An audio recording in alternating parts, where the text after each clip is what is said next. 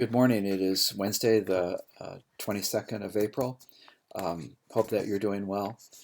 Just this morning, I discovered a very helpful article. It's called "That Discomfort You're Feeling Is Grief," and it's free. It's easy to find. It's about David Kessler, Kessler, and it's in the Harvard Business Review of all places. So I read it and I printed it out.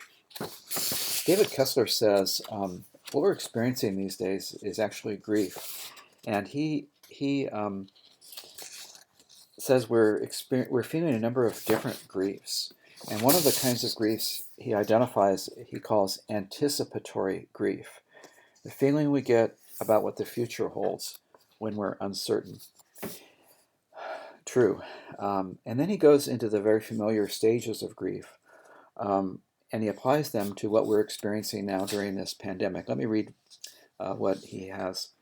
There's denial, which we say a lot early on. This virus won't affect us.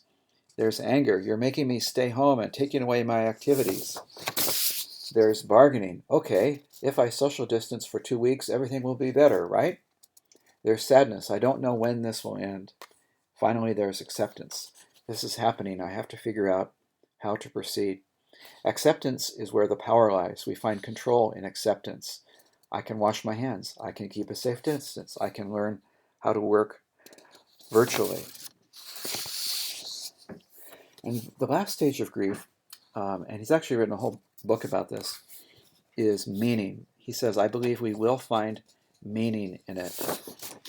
And here's what he says. Even now, people are realizing they can connect through technology. They're not as remote as they thought.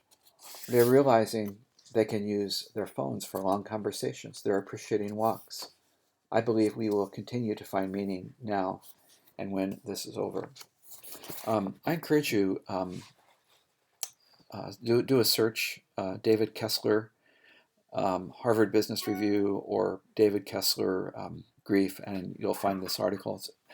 It's good to have words to name what it is that we're feeling, what we're experiencing these days.